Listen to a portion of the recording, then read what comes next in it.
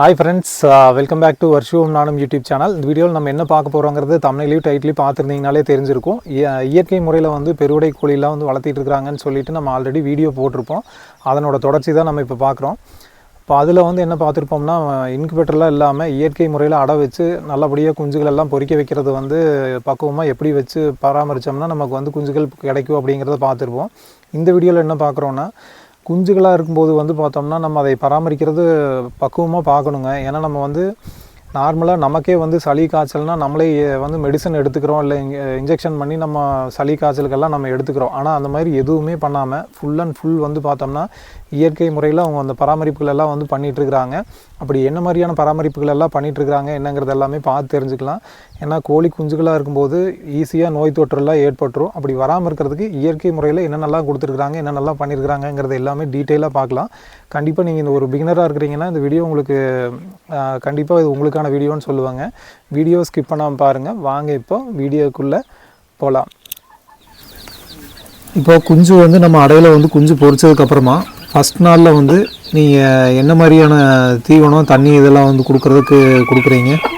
First நாள் வந்து பார்த்தீங்க அப்படின்னா, அதாவது முதல் 2 நாள் பச்சரிசி கொடுக்கணும். ஏன்னு கேட்டிங்க அப்படின்னா, பச்சரிசி வந்து டக்குன்னு வந்து குஞ்சுகளுக்கு ஜீரணமாகும்.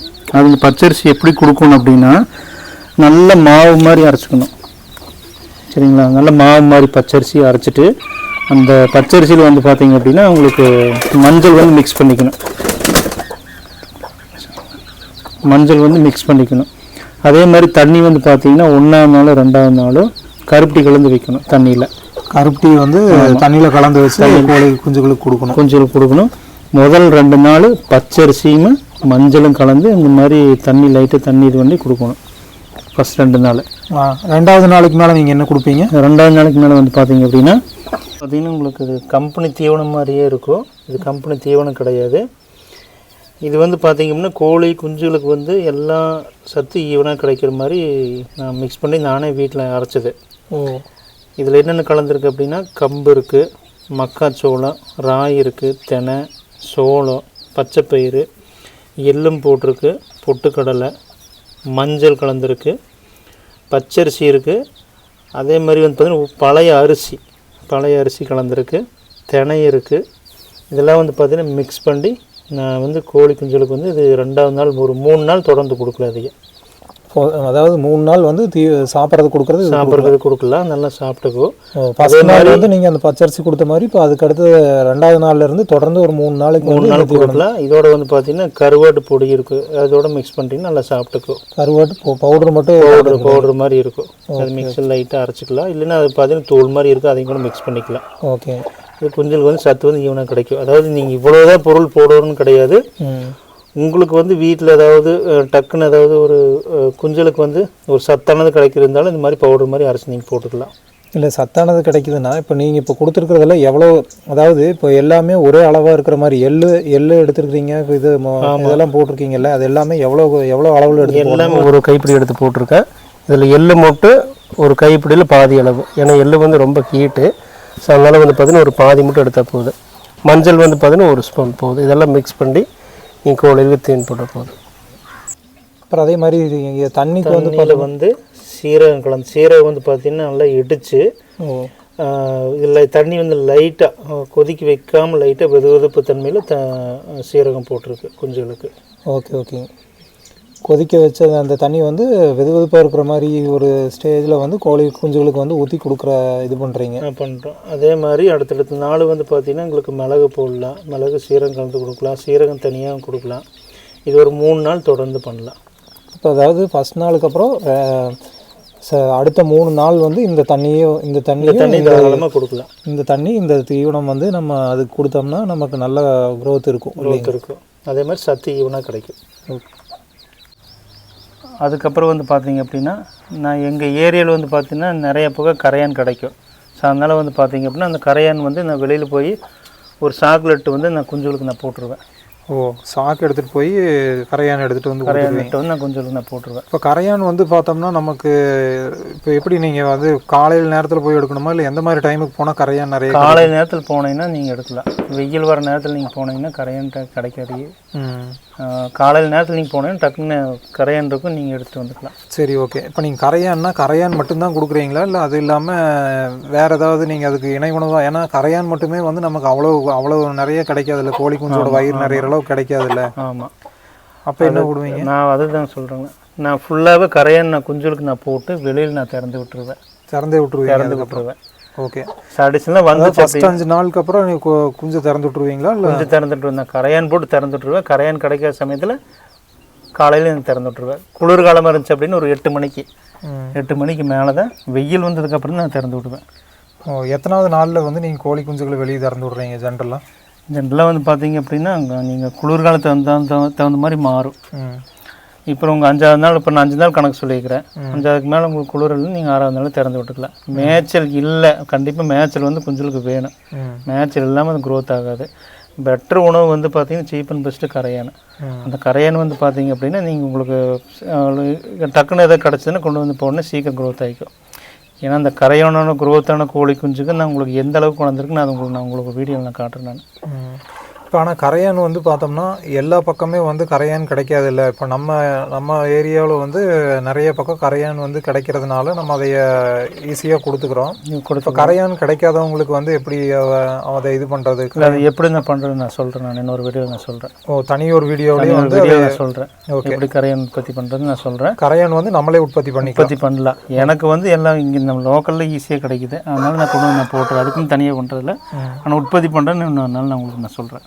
சரி, ஓகே.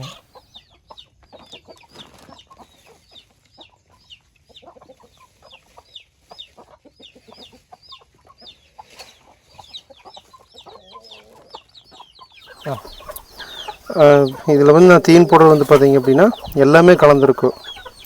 கம்பு, சோளம், மக்காச்சோளம், ராகி எல்லாமே கலந்துருக்கும். அந்த மாதிரி தீனி தான் நான் போடுறேன். மேக்ஸிமம் வந்து பார்த்தீங்க அப்படின்னா இந்த காலையில் நேரத்தில் கோழியில் நான் வெளியில் மேய விட்டுறது. இல்லை, இப்போ இந்த மாதிரி தீன் வந்து நீங்கள் எந்த ஸ்டேஜ்லேருந்து கொடுக்க ஆரம்பிக்கிறீங்க? கோழி குஞ்சுகளாக கீழேருந்தே இந்த இல்லை இது குஞ்சுக்கு கொடுக்க மாட்டேன், இது கோழிகளுக்கு. பெரிய கோழிகளுக்கு வந்து இந்த மாதிரி? ஆமாம், பெரிய கோழிகளுக்கு இந்த மாதிரி இருக்குது அந்த கொடுப்பேன் நான். குஞ்சுகளுக்கு வந்து பார்த்தீங்க அப்படின்னா ரொம்ப சன்னமாக இருக்கு கொடுப்பேன், அது தான் உங்களுக்கு தனியாக நான் காட்டுறேன்.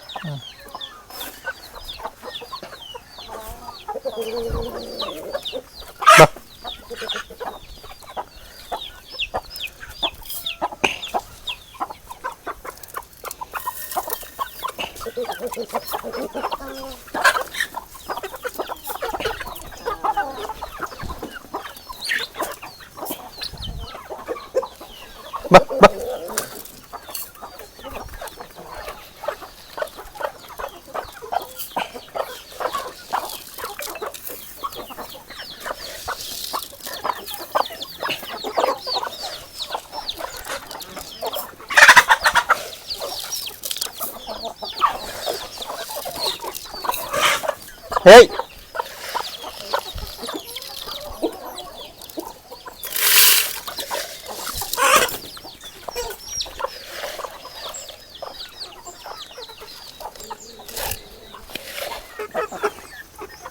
அதே மாதிரி கருவாடு போடுவேன். ஒரு வாரத்துக்கு ஒரு 3 நாள் போடுவேன். வாரத்துக்கு 3 நாள் கருவாடு போட்டுருவேன். இது எதுக்கு அப்படின்னா நோய் எதிர்ப்பு சக்தி அதிகமாகும். எந்த நோயும் அடிக்கடி வராது, அதனால கருவாடு கம்பல்சரியாக போடணும். இது வந்து என்ன கருவாடு? இது நார்மலாக சின்ன சைஸ் பொடி கருவாடாக இருக்கும். பொடி கருவாடு தான், கோழிக்குன்னு சொல்லி தனியாக வாங்கிட்டு வருவேன். நல்லா விரும்பி சாப்பிடு.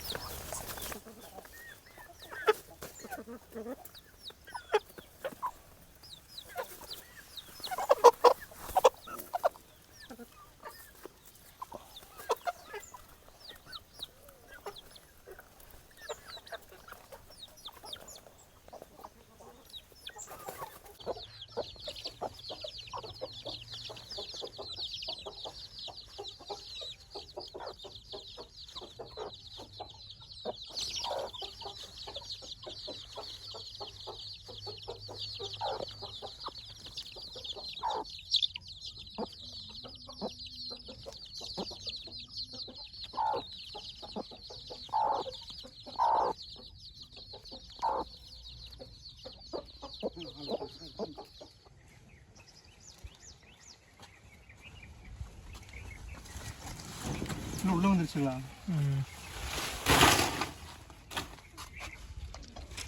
இப்போ வந்து நீங்கள் சின்ன குஞ்சாக இருக்கும்போது இருந்து இப்போ என்னென்னலாம் கொடுத்துருக்குறேன்னு சொல்லியிருக்கிறீங்க. இப்போ அந்த கோழிகளுக்கு வந்து பசுந்தீவனம் கொடுக்குறதெல்லாம் கொடுக்குறீங்கல்ல, இது வந்து எந்த ஸ்டேஜ்லேருந்து கொடுக்குறதுக்கு ஆரம்பிக்கிறீங்க? பசுந்தீவனம் மேக்ஸிமம் வந்து பார்த்தீங்கன்னா ஒரு 5-6 நாள் டேஸ்க்கு அப்புறம் நான் வெளியில் திறந்து விட்டுருவேன். சரிங்க. ஆனால் அதுபோக போய் கொத்தி என்ன சாப்பிடுதோ சாப்பிட்டு விட்டு மேக்ஸிமம் அது பொதுவாக ஜென்ரலாக இதுக்கு தான் போடணும் அப்படிலாம் கிடையாது. சரிங்க. எல்லாத்துக்குமே சேர்த்து வந்து பார்த்தீங்கன்னா இந்த பக்கத்தில் கிடைக்கிற இந்த அல்ல வாழைக்கன்று, அதில் ஒரு வாழைத்தண்டு, வாழை இலை, இதெல்லாம் நம்ம வந்து பார்த்தீங்கன்னா மேக்ஸிமம் நான் போட்டுருவேன். சரிங்க. அது வந்து பார்த்தீங்கன்னா அது நீர்ச்சத்து அதிகம், இந்த வெயில் காலத்தில் ரொம்ப அதிகமாக எடுக்கும். அதே மாதிரி மேக்ஸிமம் இந்த மேயர் விட்டுருவேன். அதே மாதிரி மார்க்கெட்டில் இருக்கக்கூடிய இந்த பழைய வேஸ்ட், இந்த தக்காளி காய்கறி வேஸ்ட்டு, இந்த இப்போ வெங்காயத்தொல்லி இதெல்லாம் இருக்கும், வெங்காயம் வேஸ்ட் வெங்காயமெல்லாம் இருக்கும். ஓ சரி. மேக்ஸிமம் வந்து பார்த்தீங்கன்னா ஒரு வாரத்துக்கு ஒரு 3 நாள் கொண்டு வந்து நான் போட்டுருவேன் நான். சரி. அது சாப்பிட்டுக்கும். இப்போ இந்த மாதிரி வந்து நம்ம கோழிகளுக்கு வந்து கொடுப்பீங்க. அதே மாதிரி இப்போ கோழி குஞ்சுகளாக இருக்கும்போது வந்து நம்ம பசுந்தீவனம் ஏதாவது கொடுப்பீங்களா, இல்லை பெருசானதுக்கு அப்புறமா தான் கொடுப்பீங்களா? வாழைத்தீவனம் கொடுக்குறேன்னு சொல்லியிருக்கீங்கல்ல, வாழைத்தண்டு இதெல்லாம். ஆமாங்க, அது வந்து பார்த்தீங்கன்னா அது மேக்ஸிமம் அது ஜீரணம் ஆகாதது. ஓ.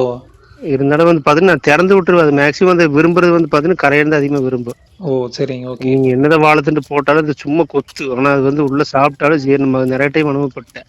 அது நீங்கள் நாராக இருக்காது, உள்ளே சாப்பிட்டாலும் அது உள்ளே போய் தொண்டையில் சிக்கும், சாப்பிட முடியாது. சாப்பிட முடியாது. சரி ஓகேங்க. அதனால வந்து பார்த்தீங்கன்னா ஓகேங்க. இப்போ அதே மாதிரி நீங்கள் கோழி குஞ்சுகள் வந்து பார்த்தோம்னா பெருசாகிற வரைக்குமே என்னென்ன கொடுப்பேன்னு சொல்லியிருக்கிறீங்க. எத்தனை வேலை கொடுப்பீங்கிறத மட்டும் நமக்கு ஒரு வாட்டி சொல்லிட்டீங்கன்னா நேரம். பசுந்தீவனம் தான். பசுந்தீவனம் இல்லை, நீங்கள் ஜென்ரலாக தீவனம்னு கொடுக்கறது வந்து எவ்வளோ வேலை கொடுப்பீங்க அப்படிங்கிறது தெரியணும். பசுந்தீவனம் வந்து பார்த்தீங்கன்னா அதுதான் சொல்கிறேங்களே, காலையில் மேயருக்கு நான் விட்டுருவேன். சரிங்க. காலையில் ஃபுல்லாக மேயருக்கு விட்டுருவேன். அது வந்து கரையான பூச்சி இதெல்லாம் பிடிச்சி சாப்பிட்டு வந்துக்குவோம். சாயந்தர டைம் மட்டும்தான் நான் தீவனம் நான் போடுவேன். அதுவாக போய் தீவனம் எடுத்தா மட்டும்தான். ஓ. நான் வந்து இதுக்கு ரிஸ்க் எல்லாம் எதுவுமே பெருசாக நான் எடுக்கிறது கிடையாது. இது காலையிலயும் மேய்ச்சல் கூட்டுறீங்க, சாயங்காலம் மேய்ச்சல் கூட்டுருவேன். ஏன் மேய்ச்சல் கூடுவோம்னா அது வெளியில போய் அதுக்கு அதாவது காலுக்கு வந்து நல்ல ஸ்ட்ரென்த் கிடைக்கும். அது வெயில் வந்து கோழி வந்து மேயணும். வெயில்ல மேய்ஞ்சா மட்டும்தான் அதுக்கு வந்து பாத்தீங்கன்னா உங்களுக்கு அது புரோட்டீன் மாதிரி எது கிடைக்கும். வெயில் வந்து படணும் கோழிகளுக்கு. வெயில் படாம நீங்க என்னதான் வந்து பாத்தீங்கன்னா கோழி அடைச்சு வச்சுதான் சத்து கிடைக்காது. ஓகே. அப்ப அதனால வெயில் மேக்சிமம் அதிகபட்சம் பாத்தீங்கன்னா ஒரு 5:45 6 மணிக்கு நான் திறந்து விட்டுருவேன். ஒரு 8 மணி 8 மணி 8:30 அவ்வளவுதான் மேயும். அதுக்கப்புறம் மரத்துல அதுவே வந்து படுத்துக்கும். சரிங்க. சரிங்களா. அது வெயில் படணும். அந்த வெயில் படக்கண்ணி திறந்து விட்டுறது. அதுவே தாய் கோழி கூட்டிட்டு போயிடும். அதுக்கு என்ன அதுவே பொறி கொடுத்துரும். பொறி கொடுத்து பூச்சி புழு அதுவே சாப்பிட்டுக்கும். அதனால இழப்பு இல்லாம இப்போ நல்லபடியாக போயிட்டு இருக்கு. சரிங்க. ஓகே. இப்போ நீங்கள் வந்து இப்போ அந்த சாயங்காலம் இப்போ காலையிலேயே சாயங்காலம் மேய்ச்சல் விட்டு ஒரு நேரம் மட்டும்தான் நீங்கள் சொன்ன அந்த தீவனம், அந்த மக்காச்சோளம் இதெல்லாம் வந்து நீங்கள் மக்காச்சோளம் கம்பு இதெல்லாம் கொடுக்கறது வந்து ஒரு நேரம் மட்டும்தான் கொடுக்குறீங்க. ஒரு நேரம் மட்டும்தான் கொடுக்குறேன். ஆமாம், சாயங்காலம் மட்டும்தான். ஓகேங்க. இந்த மாதிரி பராமரிச்சா உங்களுக்கு வந்து நல்ல கோழிகள் வந்து ஆரோக்கியமாக இருக்குது இல்லைங்களா? ஆரோக்கியமாக இருக்கு. சரிங்க. ஓகேங்க. அதே மாதிரி முடிஞ்ச அளவுக்கு ஒரு ஃபர்ஸ்ட் ஒரு 5-6 நாள் வந்து பார்த்தீங்கன்னா ஜீரண மாதிரி தான் போடணும். முடிஞ்ச அளவுக்கு வந்து பார்த்தீங்கன்னா நல்லா நான் சொன்ன தீவனத்தை ஒரு நல்லா பொடி பண்ணி மஞ்சள்லாம் போட்டு மிக்ஸ் பண்ணி அதை கொடுத்தா மட்டும்தான் நல்லா ஜீரணம் ஆகும். சரி, அதுக்கப்புறம் நீங்கள் திறந்து விட்டுக்கலாம். சரிங்க. ஓகேங்க, எந்த பிரச்சனையும் இல்லை. இப்போ இவங்க வந்து சின்ன கோழி குஞ்சா இருக்கையிலேருந்து பெருசாகிற வரைக்குமே என்னென்னலாம் கொடுத்து வளர்த்துனாங்க அப்படிங்கிறது எல்லாமே நம்ம டீட்டெயிலாக இந்த வீடியோவில் பார்த்துருப்பாங்க. இந்த வீடியோ உங்களுக்கு பயனுள்ளதாக இருக்கும்னு நினைக்கிறேன். இதே மாதிரி இன்னும் நம்ம வந்து கோழி மட்டும் இல்லைங்க, அக்ரிகல்ச்சர் ரிலேட்டடாக நிறைய வீடியோஸ் நம்ம சேனலில் வரும். அதுக்கு வந்து நீங்கள் நம்ம சேனலை இன்னும் சப்ஸ்கிரைப் பண்ணாமல் பார்த்துட்டு இருக்கிறவங்க மறக்காமல் சப்ஸ்கிரைப் பண்ணிக்கோங்க. பக்கத்துலேயே பெல் ஐக்கானையும் வந்து கிளிக் பண்ணி வச்சுக்கோங்க. அப்போ தான் நாங்கள் போடுற அடுத்தடுத்த வீடியோஸ் வந்து உங்களுக்கு வந்து சேரும். மீண்டும் வேறு இன்னொரு இன்ட்ரெஸ்டிங்கான யூஸ்ஃபுல்லான வீடியோவோட சீக்கிரமாக உங்களை சந்திக்கிறேன். அதுவரை உங்களிடமிருந்து விரைவுவது உங்கள் பிரதீப். நன்றி, வணக்கம்.